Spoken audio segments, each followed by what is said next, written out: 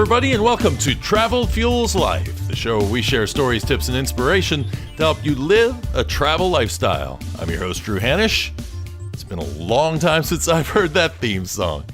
Yeah, I've been working on my Whiskey Lord podcast, but I've been, it's hard to decide how to promote a travel podcast when we're all in lockdown. So while we're all sitting here in neutral, I had to find a little separate project to do. And this has been a really weird year for me because I had decided to push all of my travels into April. And I was saving my money to really do it right. Going to Spain with my sister, was going to go to Ireland and start getting some content for a travel book for Ireland. And lo and behold, look what happened. So luckily got all my money back and got all my points back. Miles and points are all back on. I've pushed the trip out with my sister to October, and we're hoping that Spain will open back up. Ireland's just going to have to wait till next year, unfortunately. But I know you guys are going through all of this stuff too. It is not fun. So we have to find different things to do. Hopefully none of you got caught up in all of this mess, but I know a few people probably did, and hope everybody is healthy and happy. So with all this downtime, it gave me time to finish my travel guide. And it's a book. It's my first book, and it's been sponsored by my other travel podcast, which is also built around whiskey and history, which is Whiskey Lore. And the book is called The Travel Guide to Experiencing Kentucky Bourbon. And the idea there was to take all that knowledge that I was gathering from going to my 35 plus distilleries in Kentucky and put together a solid planning guide that not only had 32 distillery profiles in it so you could choose which distillery you want to go to, but also to give some background on whiskey history, tasting techniques, and all the stuff that'll get you prepped for the tour. So the book is out. It's on Amazon. It is right now in a paperback, a Kindle, and I'm running a special on the price on the Kindle right now. And then I have an audiobook version that may not be out until the end of next month because apparently Amazon is really backed up on approving audiobooks. So we'll see how all of that goes. But there'll be little stories, and you get to hear your humble announcer here, trying to adjust his style to no background noise, no music, and just doing a book reading. So it was a lot of fun, and I hope you guys will enjoy that. But while I was trying to figure out how to promote travel here again on the podcast, I really wanted to put some content out so you guys didn't think that this was a pod-fading podcast and that there was going to be more content coming up in the future.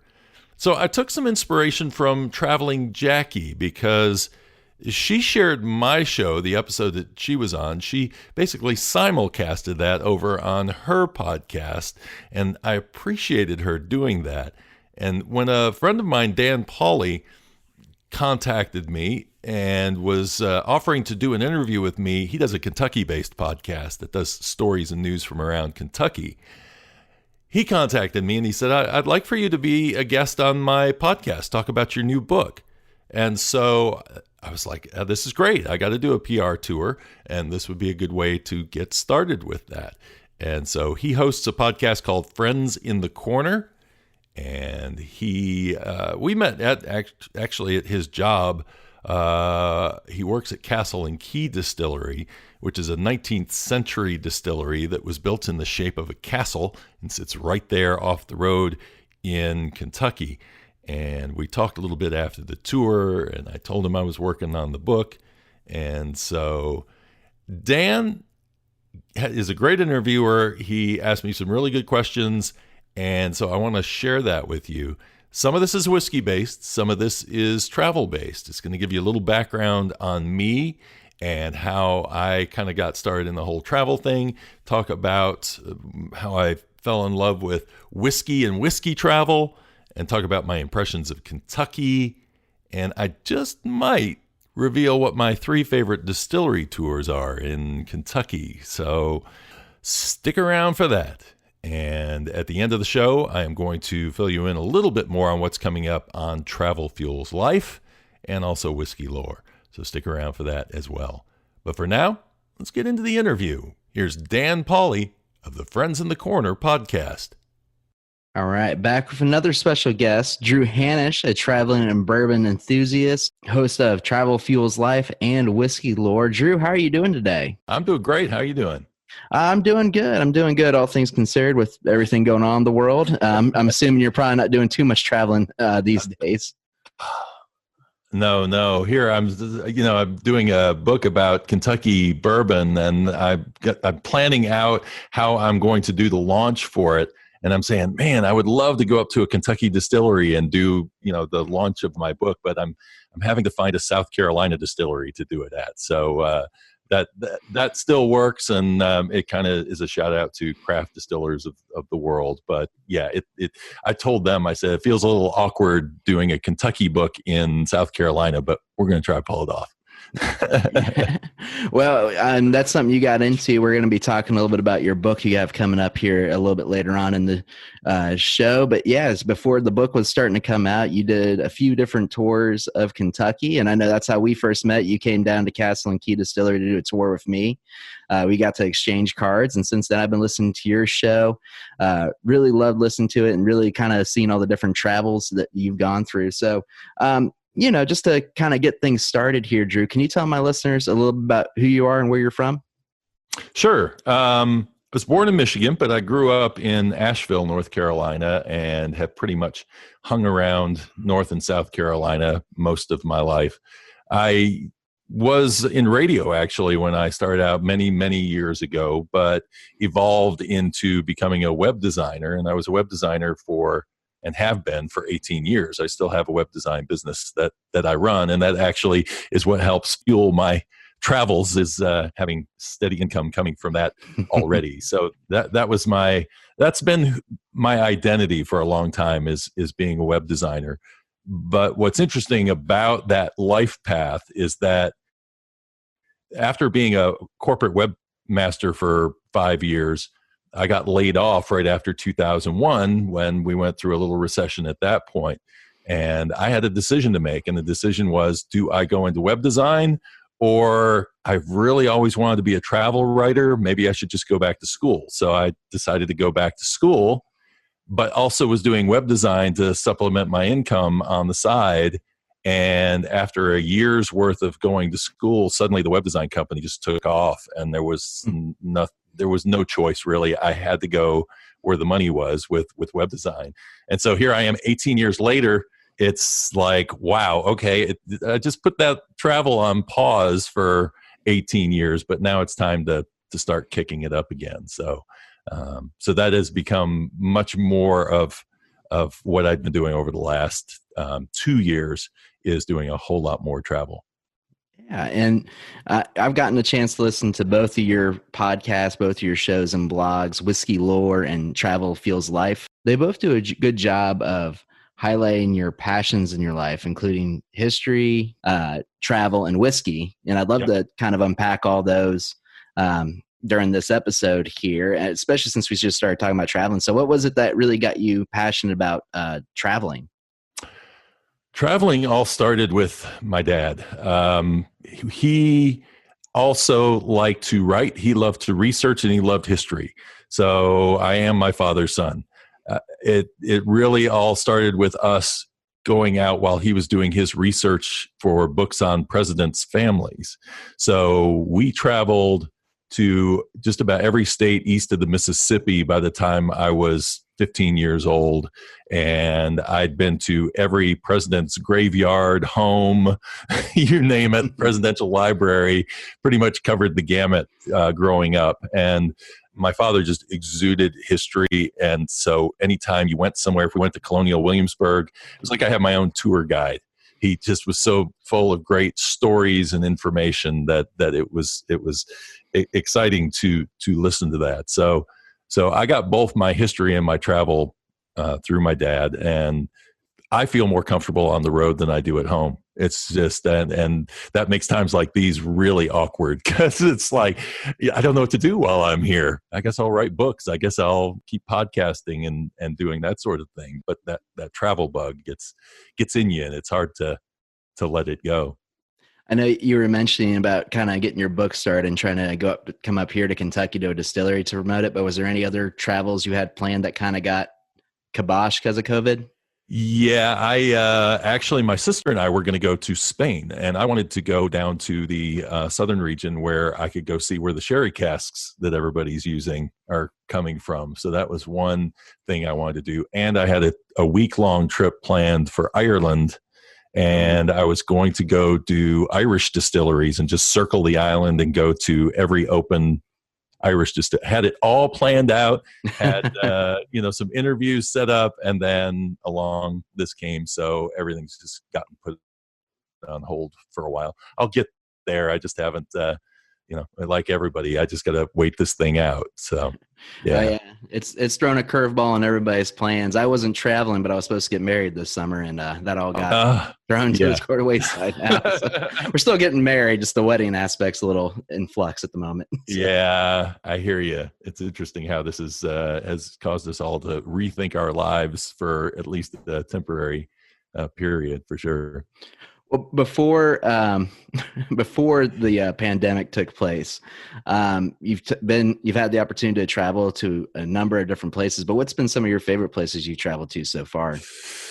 Man, probably my two favorite countries that I've been to are Czech Republic and Scotland. And Scotland's built around whiskey, but I mean, Scotland is just a beautiful place, and the people are very down home. And me growing up in the mountains of North Carolina, that whole Scotch-Irish influence, it's really interesting because when you go to Scotland, you almost feel like you're home. It just has that same kind of a feel to it. The people have the same kind of feel to it. So, and I have Czech in my family history. So I think there's a little bit of a connection there that I feel to when I go to Prague, and I've driven around Czech Republic, and it's a beautiful place. Both places are filled with castles. And so that's great too for the history lover in me to be able to go around and learn about these castles and see what they're all about as well. So those are fun. And my first trip was actually the one that got all of this started for Travel Fuels Life was a James Bond trip that I planned out. I was just building out my office, and I got an American Express card, and it came with points for however much money I was spending on that office getting it set up. And I thought, well, I got enough points, I could go to Paris for free. So I just went ahead and got my ticket booked. And I'm like, after I started thinking about it, I can't just spend 2.5 weeks in Paris. I have to do something more than that. What can I do?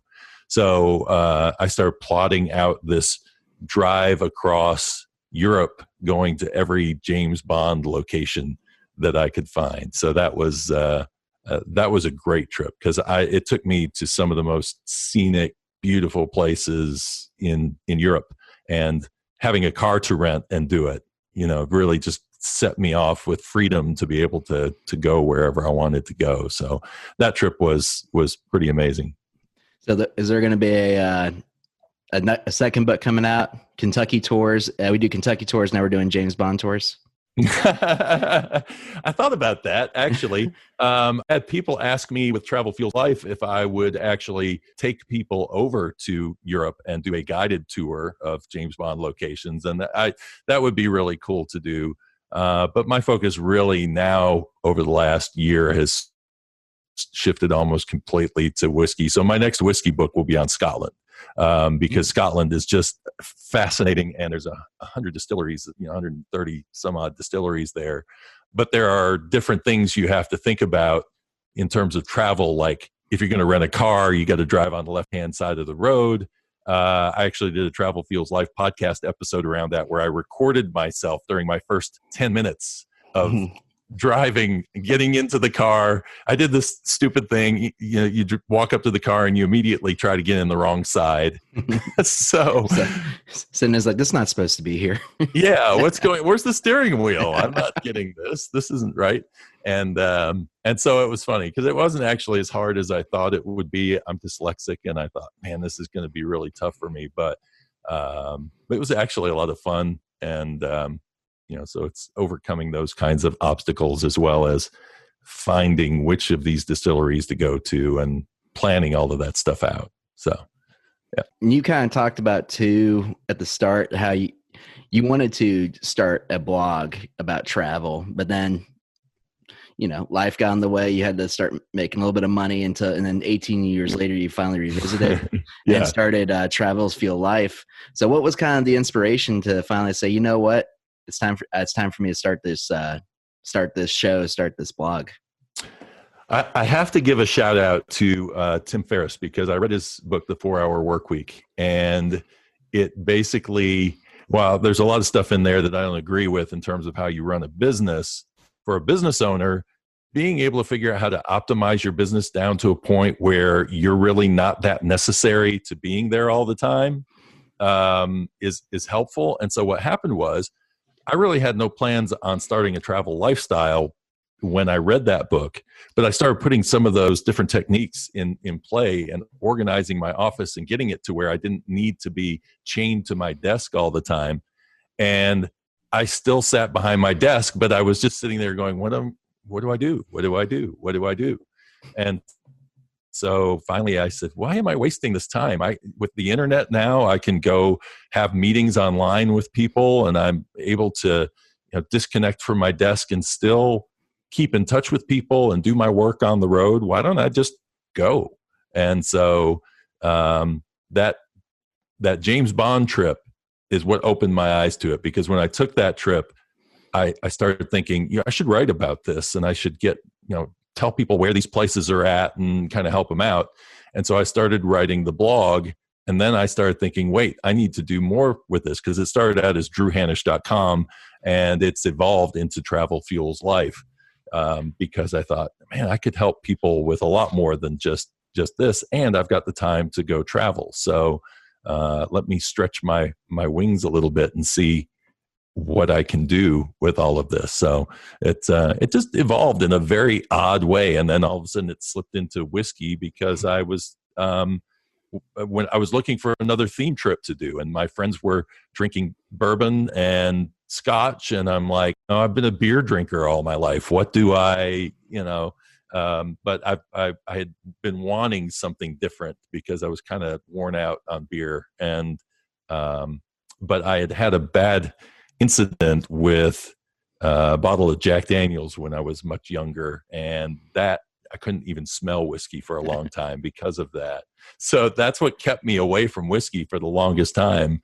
But man, once we started doing little tastings over at my friend's house, I got curious about it, and I thought, well, I should do a theme trip up to Kentucky. So that's when I broke out and said, you know what? All right, I'm gonna pick out 19 distilleries, odd number. I'm gonna pick out 19 distilleries to go to in 8 days, and I'm just gonna learn about bourbon. I'm gonna immerse myself in it and really learn it from front to back. So that's how I ended up evolving from travel then on into whiskey as well. You saying that you had a bad experience with Jack Daniels took me back to college. It was Evan Williams for me, but yeah. See, and Evan Williams was the first one that drew me back into drinking whiskey, which is interesting. But those first experiences, those bad experiences, can sometimes be a bit traumatic, and it's amazing how your senses hold on to the memory of that and won't let it go. Because I mean, that to this day, I see people online doing shots videos and stuff like that. I don't do shots. They're not throwback whiskey. It will not work. My body will reject it. So in a good way, I've become a sipper. And really, this is the way I enjoyed drinking whiskey, is to just sit there and really take some time with it and experience it rather than just kicking it back for a buzz. So it's all about moderation, right? So. Yeah, absolutely. And this is kind of forced moderation, but it works for me. I know I got to preview your book, and I want to say thank you for that, for letting me have a sneak peek at it before the show started. And I also read that you said you started off as a beer guy first, and then you tried to dabble in wine, but wine didn't quite fit your fancy. Is that true? Yeah.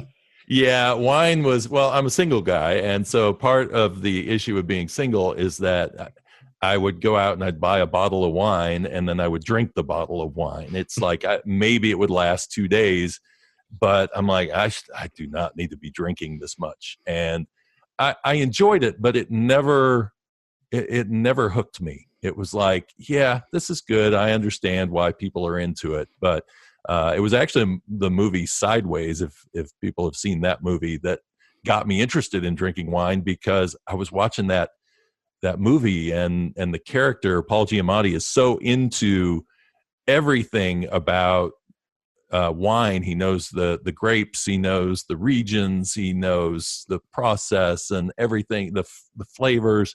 And I thought, man, that's really cool, actually, if you could appreciate something that much. But I just couldn't do it with wine. And it was interesting because whiskey was the perfect switch for me, because I can just pour a little glass of whiskey and be fine with that. I don't have to have I don't have to worry about it going bad.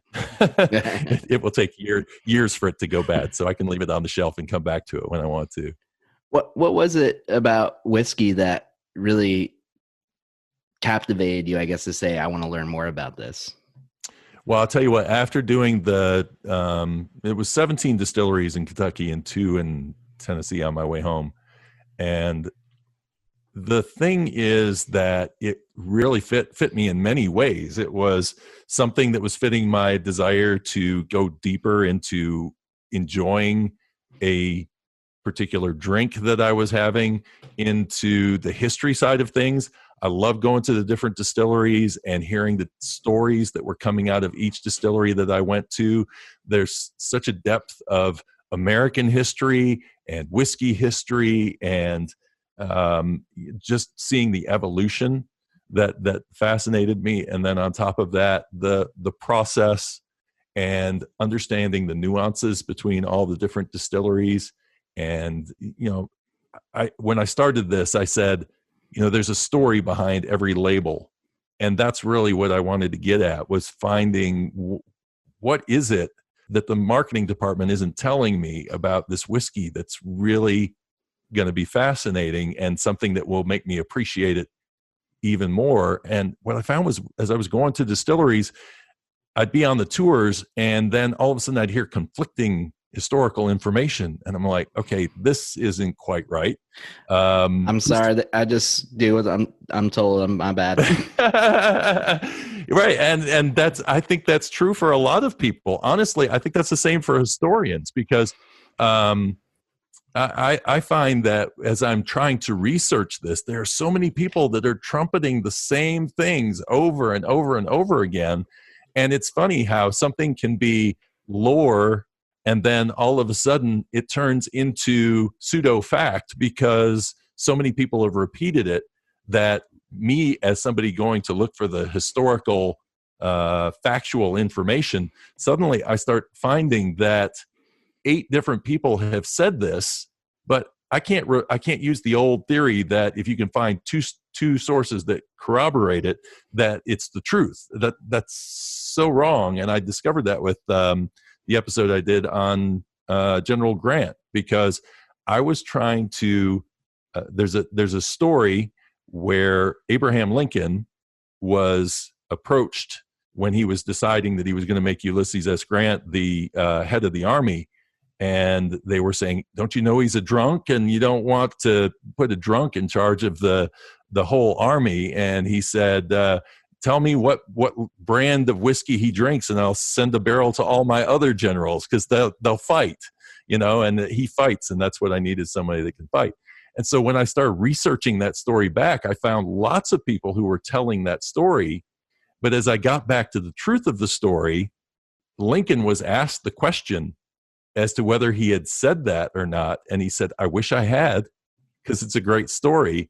But he said it's actually related to a story about General Wolfe and King George II, I believe. It's just a paraphrasing, basically, of an old story that came from them. And as I was doing the research, I'm like, wow, this is interesting because, again, everybody will trumpet the same story over and over and over again. But in reality, it may or may not be true. And let's dig in and see whether it is or not. So that's really kind of where whiskey lore came from was, man, I'm hearing these stories and I'd love to tell them, but I'd also like to find whether the conflicting stories, which way does it go? What is the true answer? And if there is no true answer, then I'll say that too. I don't know. There's really no answer. So it's been fun investigating all of that. It's something interesting, as we've kind of talked about here with some of the history and lore. And you may know this better than me since you've been to Europe and you've seen some of these other distilleries, but I've been told overseas with Irish whiskey distilleries and Scotch distilleries that they kind of have their history a little bit more down to a T, where they can tell you this is the exact date of when things happen. But bourbon is not quite as well documented. Would you agree with that? I would not agree with that. I would say that they are fishing as much as they're trying, and they do have a lot more records. For instance, I just went to Glen Turret, and they have a woman there who is doing a lot of their history. And similar to Kentucky, they're whiskey environments.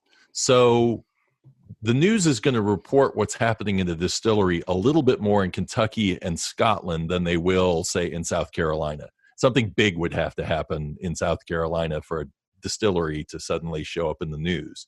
But I think it tends to happen a little bit more in Tennessee, Kentucky, and Scotland and Ireland. What I found fascinating with Scotland was that their history doesn't really go back much further than ours does. You would think that it would, slide way back, but it was going to Lindor's Abbey, the spiritual home of Scotch whiskey. That was 1493 when Scotch was first mentioned, but Scotch was completely underground until 1823. And then in 1823, it really started to come out of the shadows and become something known and something that people were selling. There were distillers before that, but they paid so high a taxes, and most of them were blenders.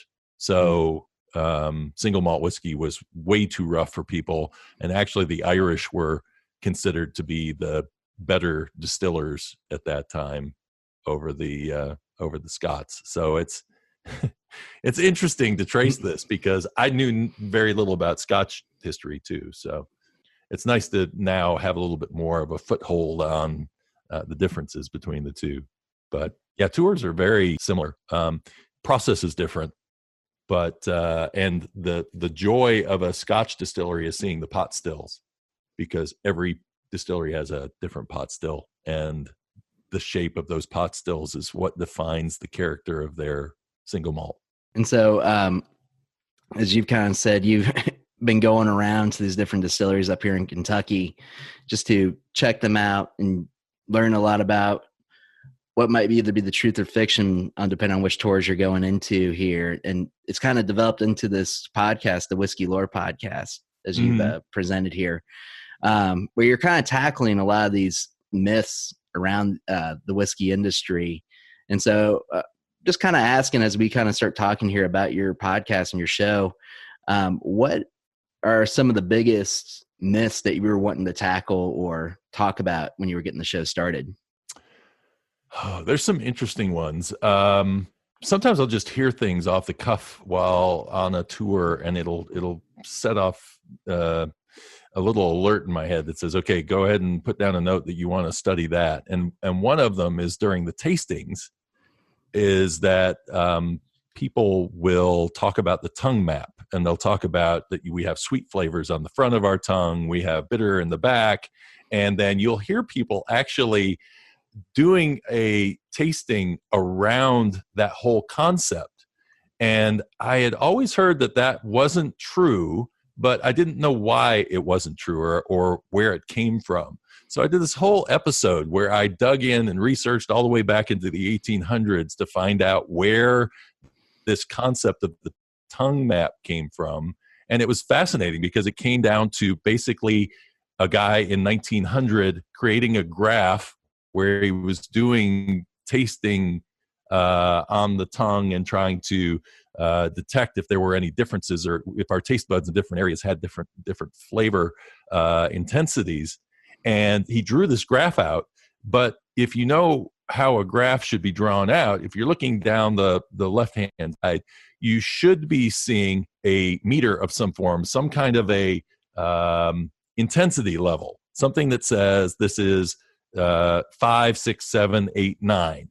It shouldn't just be a wavy line and you kind of guess at what the answer is. So what happened was, on this graph, he said, bitter, sweet, salt, and sour. And then there's this wavy line showing intensities.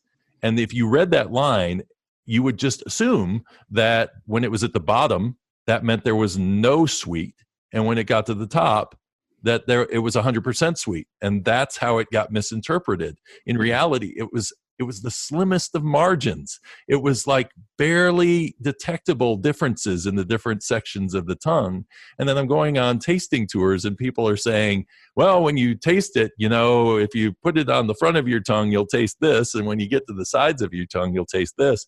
And then as I dug into it, I realized that you taste all over your mouth. You even taste as it's going down your throat. There are taste buds as it's going down. And when your mouth is closed and you have that whiskey in your mouth, the fumes are actually going up through something called a nasopharynx, which goes to your nose and helps you detect flavors rather than just tastes as it goes up into your nose, as the vapors go into your nose. So that's just an example, but I mean, there's a variety of things that the General Grant story, I'd heard that about Old Crow. I had heard where is the origin of the name bourbon, and I've heard many stories on that. And it took me going to New Orleans and talking to somebody in New Orleans to kind of dispel that end of the myth that I had no idea about New Orleans. So it's like, these are little gifts. You start chasing one story, and then all of a sudden you start learning more about history and regions and everything else. It's all interconnected in many ways. I know one topic you talked about on your podcast, and we kind of talked about it one-on-one when you came down to Castle and Key, was the myth and lore that James Bond was responsible for the bourbon depression. Yeah. And I know that might be a little more personal to you since you're a big James Bond fan. Yeah. Well, that was interesting because in Scotland, it's just a given. They say that everywhere I go. And I actually had a chance to talk with a master distiller over there. He's been a 50-year master distiller, Richard Patterson. And I asked him about it, and he said, well, yeah, there was probably something behind that. I talked to Al Young of Four Roses here. I asked him that same question. He said that, that he thought, yeah, maybe it had a little bit of a bearing.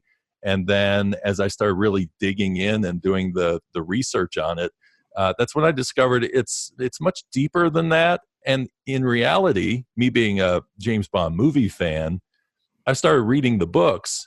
And that's when I learned that Ian Fleming actually was writing about bourbon in the books.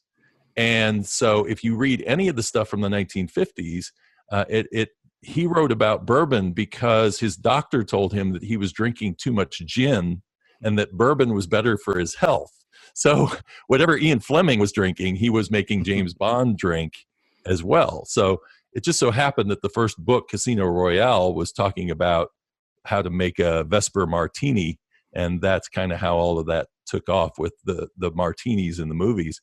But it was actually bourbon was his main drink of choice. As I started digging in, I'm like, oh, this is interesting because he gets blamed for the death of bourbon and whiskey over all those years. But in reality, he was a bourbon drinker. So you started Whiskey Lore, and it was kind of a combination of your desire to travel and your desire to learn more about bourbon, and it took you to Kentucky, you said. And I kind of just want to know because, like yourself, I'm not from Kentucky. I'm from Ohio. And when I moved down to Kentucky, I had a few maybe not positive viewpoints about what Kentucky was like. I came down here. I said, "Oh boy, missing teeth and moonshine. Can't wait to come to this state." And now I've moved down here, and I love Kentucky. I've been here for 10 years. But I wanted to ask, what was your thoughts about Kentucky before you came here, and how do you feel now that you've traveled through it? For me, it really started with that first impression being when we would drive as a family from Michigan down to Florida. And the two states that we dreaded the most were Ohio and Georgia, because the two were so long and it felt like you would never get through them. And then all of a sudden it was like Kentucky and Tennessee were these two little oases in the middle. You'd have the Kentucky bluegrasses and you'd start climbing up into the mountains. And then as you're kind of rolling down through Tennessee, you've got more mountains as you go along. So it's funny because I always had a very positive impression of Kentucky. And then I grew up in the mountains of North Carolina. So, I'm used to, Appalachian culture. And, I went to a high school where we lived, where we said we had the rednecks on in one half of the school, and the other half of the school were the Biltmore kids who had all the money. So we were very, have and have not kind of a situation. I'm the one middle class person in the middle of it. So it's that's never really affected me that much. I more look at the scenery and then get to know the people more comfortably, I guess. I don't know. I just I feel like everywhere I've traveled in the world, the people are interesting wherever I go, and they all have different personalities, and I kind of want to learn what those personalities are. So and people in Kentucky have been very friendly. I've had multiple people while I was going through Bardstown saying, "Well, why don't you just live here?" And I'm like, "Well, I would actually." The hard part is Louisville is one airport that I'm tied to, and if I want to travel a whole lot, then the airport matters a lot. So that's the reason why when I think of moving, if I was going to do it for travel, I would probably end up going to Washington D.C. or somewhere where there's multiple airports that I'd have choice and be able to travel inexpensively. But it has crossed my mind because that 6-hour drive up from here to Kentucky is it's a little long, but it is very scenic. So, what were some of your fondest experiences from traveling through Kentucky? Well, of course, most of my focus has been on whiskey, but part of the focus of my book actually is adding in little side trips and things to do. Churchill Downs was a lot of fun. I did the museum and I did the tour through there, walking along Whiskey Row and just get down a long waterfront park and all of that is awesome. And but a lot of it is driving the back roads. I love the Bluegrass Parkway. Cumberland Gap is beautiful. I'd love to, it just takes a long time to drive that way to get to Kentucky, and usually I'm in a hurry, but taking that scenic little drive through the mountains is pretty impressive. And I went to it's interesting because the last time I came up, I decided to get off of I-75 and I took US 25 between Corbin and Mount Vernon. And that was a beautiful drive. I thought, it's like you take for granted you're always trying to get somewhere in a hurry, and you miss so much just by jumping off on a side road and seeing more of what rural Kentucky looks like, rather than forcing yourself to always be in a hurry to get somewhere. So some beautiful areas. One of my favorite spots in Kentucky is actually that drive down McCracken Pipe, where you see the old distilleries from where Glens Creek is with the Old Crow ruins down to Castle and Key, and then on to Woodford Reserve and the horse farms to go out in that direction. I think that's an amazing drive through that. It makes me feel like Scotland a little bit because it gets to a single track road there, or close to a single track road in some spots, and those are very prevalent in Scotland. And it's a little hair raising when you're first driving down through there because you're thinking, who's coming over the crest of that hill? But it's actually go do Scotland, and then Kentucky won't bother you at all. I was going to say I've had a lot of close calls on that road, so I've had my full on that. But I think that's true because I live around here, And sometimes I probably take for granted just how beautiful the scenery is. Like, and I'm just trying to get to work or trying to get to where I need to be. You realize just how beautiful some of these horse farms out here are, Oh yeah, and some of this land. So it's been good. Kentucky's been good to me the last 10 years. So yeah. I do my best to try to take some side roads when I can, because it's there is a whole lot more to see. Now I know earlier on in the show you were mentioning about some of the travel snafus you had going overseas with sitting in the wrong side of the car and a few other things like that. When you were planning your Kentucky trip up here to check out these different distilleries, was there any types of challenges you had when you were traveling? Well, actually, the only real issue, I'm a pretty seasoned traveler, and have been around for the most part. I do a lot of research, so I try to avoid the snafus as much as possible. But the one thing that I learned was I was going through this thing where I was trying to figure out how to get away from bug spray with DEET. So I bought this bottle of this perfume. It's very powdery, perfumey kind of stuff. It's the version of off that comes without DEET. And I sprayed some of that on myself. And I went down to Daniel Boone National Forest, and I got out of my car and I started walking down to see the Cumberland River. And as I started walking down, this bee started buzzing around me. And then all of a sudden, 2 bees started buzzing around me. And then all of a sudden, I had this swarm of bees around me. And I'm like, I got to get out of here. And they were all attracted to this off spray that I put on myself. It was like, never, never again. And the other snafu was on that same exact drive, which was I've learned to download maps now on my GPS, because when you get out in the middle of nowhere, it sometimes your phone loses contact, and it's like, okay, how do I get out of here? So that was a little bit of a challenge, but with the distilleries, I think the biggest challenge that I had in planning all of that out was just figuring out as a solo traveler whether I needed to get hotels that were nearby the distilleries, because I didn't want to go drinking and driving, and what all the rules were around that. And I couldn't find any blog posts that were talking about it.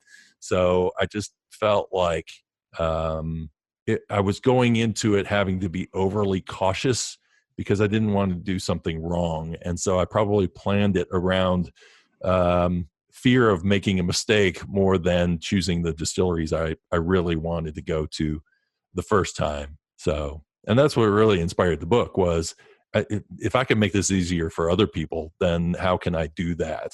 How can I give them all the details ahead of time? So, in all this you've kind of mentioned has kind of inspired this book. The book is called Whiskey Lore's Travel's Guide to Experiencing Kentucky Bourbon.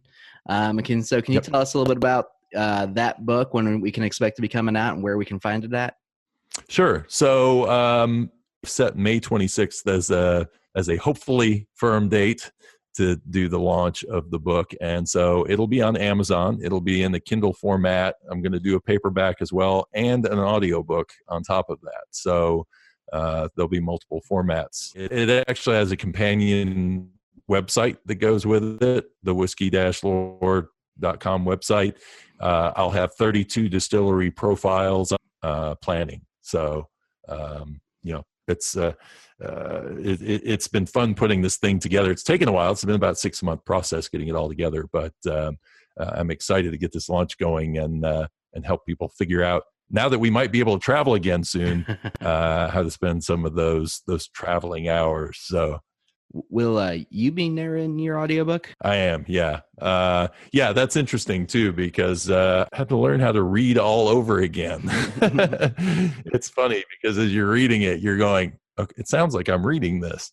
Well, I was going to say, for me, coming from a radio background, I also have to fight this feeling of going, I'm Mr. Announcer, and here's how it, so, because nobody wants to listen to hours of that either. So I was gonna say, one of my favorite things about Whiskey Lore was actually hearing your narrations, because you just have such a smooth voice that a lot of other history podcasts you listen to, it's like, oh, here's like a college history course, but you have a way of really bringing people into the show, which is something I appreciate. So good job on you, man, for just a strong voice to it. Well, good. I appreciate that. Yeah, it's funny when you're sitting in the studio for 8 hours recording and re-recording. And did I say that right? And was this correct? You hope it's coming across and people are getting the feel of it, and so that's great. I'm pleased to hear that.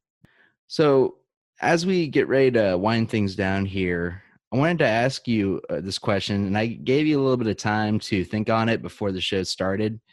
But if I was someone who was traveling Kentucky for the first time, what are 3 distilleries you would recommend me going to during my travels? Yeah, this would have been a very hard question right out of the blue, because you hear people say it's like picking your favorite child. It definitely would be that kind of a situation for me. So if you're going to go to one distillery and you want to see everything, I would suggest going to Old Forester in Louisville. And the reason that I suggest Old Forester is because it's the only distillery that has an on-site cooperage. And so if you go, I think Tuesday through Saturday, or maybe Tuesday through Sunday, I'm not sure, but I think it's Tuesday through Saturday, when they're in operation, you can actually hopefully catch them firing those barrels and see them shaping the barrels, which I think is a great part of the whole experience of learning about bourbon. And like I say, the only way you can see that otherwise in Kentucky is to go to Kentucky Cooperage and just do a cooperage tour. So Old Forester's great for that. Plus they do bottling, and they have this little thing where they roll the casks down from upstairs, and then they come out and they put them on a truck. And when I was there at like noon, they were banging a drum, and then they would take this flatbed truck filled with Old Forester whiskey around the city. So I don't know how much that they still do. I was there during the first week when they first opened up, but I think that's a great tour. Another one that I really enjoy is Barton 1792. And that's a distillery it's in Bardstown. It's not on the Bourbon Trail. So a lot of people might neglect going there because it's not on their guide. But it's worth a trip out to, because it's really how you see more of the industrial side of bourbon production. But they also have a history. It was the Tom Moore Distillery. And so you get some of that history as well. And if you do the estate tour, all their tours are free. The estate tour is a limited tour that runs once a day at 11 o'clock. You have to sign up for it ahead of time. And it is a 2+ hour immersive tour through the distillery process and seeing all aspects of it. And you get to see the world's largest bourbon barrel. So that's an added attraction. So that's a good one. For number 3, maybe it's a cop-out, but it kind of leads into the whole reason for the book as well. I think just like whiskey, there's a distillery for everybody. There's one that's going to hit your sweet spot. And every distillery I've been to in Kentucky has something to offer. They all have their own personalities. You won't get bored going to 19 distilleries.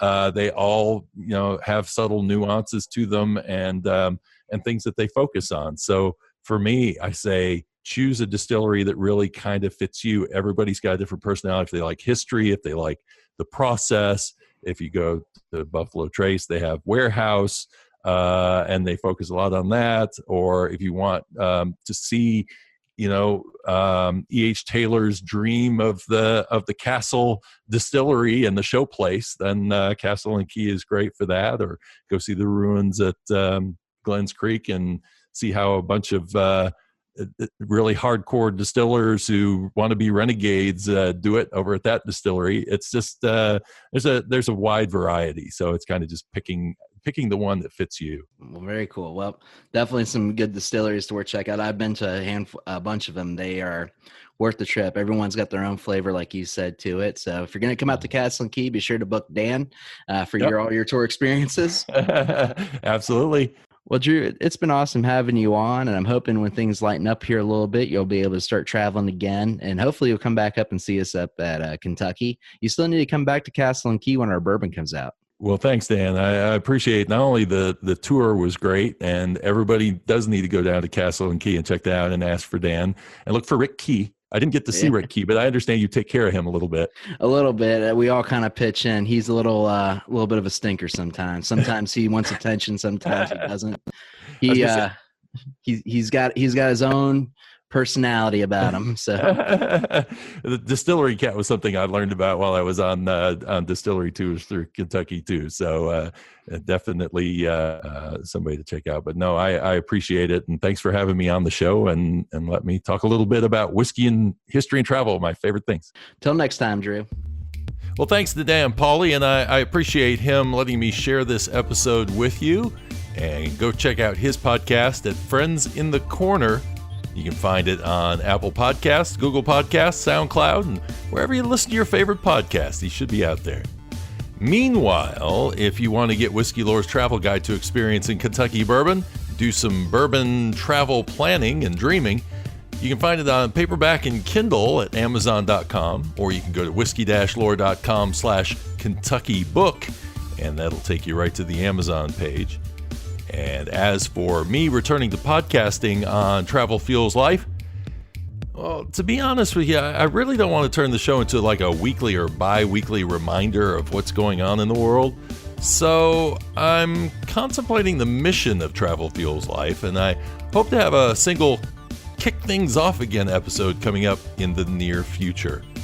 But meanwhile, I'm going to start reliving some of the amazing travel that I've done over the last 2 years on Instagram.com/TravelFuelsLife and Facebook.com/TravelFuelsLife. So if you want to have a conversation, talk about anything out there, catch me in either of those two spots.